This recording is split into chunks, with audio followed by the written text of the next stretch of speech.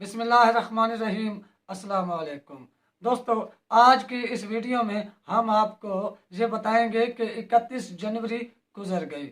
آج 2 دن گزر گئے ہیں، ڈیڈ لائن بھی چلی گئی ہے، مگر وزیر اعظم عمران خان نے ابھی تک استعفیٰ نہیں دیا۔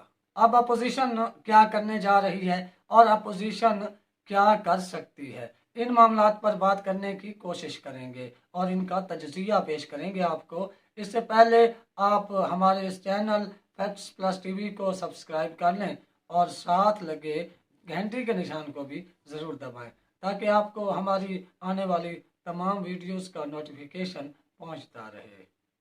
آپ کو معلوم ہے کہ پی ٹی ایم نے وزیر اعظم عمران خان کو 31 جنوری تک استعفیٰ دے کر گھر چلے جانے کا الٹیمیٹم دیا تھا اور یہ کہا تھا کہ اگر انہوں نے استعفیٰ نہ دیا تو پھر دما دم مست قلندر ہوگا۔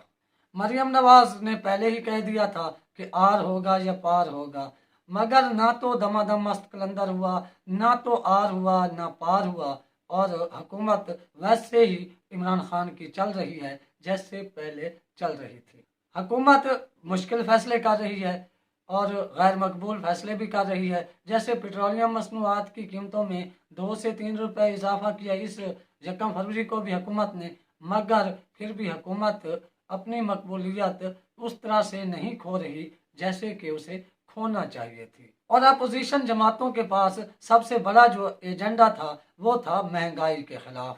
تو اس سارے سینیریو کا فائدہ یقیناً حکومت اٹھا رہی ہے اور حکومت کے خلاف اپوزیشن لوگوں کو موٹیویٹ کر کے باہر نکالنے میں ناکام رہی ہے۔ اب اپوزیشن جو ہے وہ لانگ مارچ کرنا چاہتی ہے عمران خان کی حکومت کے خلاف، اور پی ڈی ایم کے پلیٹ فارم سے وہ یہ اعلان بھی کر چکی ہے کہ وہ اگر عمران خان مستعفی نہ ہوئے تو لانگ مارچ کریں گے، اور ممکن ہے کہ مارچ میں شاید اپوزیشن پی ڈی ایم کے پلیٹ فارم سے ایک لانگ مارچ کرنے کی کوشش کرے۔ مولانا فضل الرحمان خود مسائل کا شکار ہو گئے ہیں، مسلم لیگ نون مسائل کا شکار ہے، پاکستان پیپلز پارٹی خود مسائل کا شکار ہے۔ یہ اپوزیشن کی 3 بڑی جماعتیں تھیں جن پر پی ڈی ایم کا اتحاد منحصر تھا، جو خود مسائل کا شکار ہو گئی ہیں۔ مولانا فضل الرحمان کی پوری پارٹی ہی ختم ہو گئی ہے۔ یہ مولانا فضل الرحمان کا سب سے زیادہ نقصان ہوا ہے۔ اب ان کی پارٹی کے لوگ ہی ان پر یہ الزامات لگا رہے ہیں کہ انہیں بیرون ممالک سے امداد آتی رہی ہے، خصوصاً عرب ملکوں سے انہیں چندے ملتے رہے ہیں جن کا انہیں الیکشن کمیشن میں حساب دینا چاہیے۔ جبکہ عابدہ حسین نے جو نیا پینڈورا باکس کھولا ہے اس میں انہوں نے یہ کہا ہے کہ اسامہ بن لادن نواز شریف کو فنڈنگ کرتے رہے ہیں۔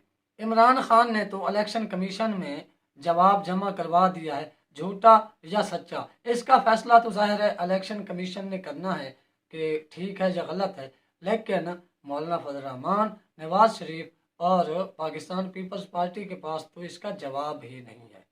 آپ خود سوچیں کہ میاں نواز شریف اسامہ بن لادن سے لی گئی فنڈنگ کا کیا جواب دیں گے۔ ملک کی تاریخ کی یہ وحید احتجاجی تحریک ہے جس میں آرمی قیادت کا کھل کر اور بڑے پیمانے پر نام لیا گیا، لیکن انہیں کچھ حاصل نہ ہوا اور حکومت اور فوج کے درمیان کوئی اختلافات پیدا کرنے میں کامیاب نہ ہو سکے۔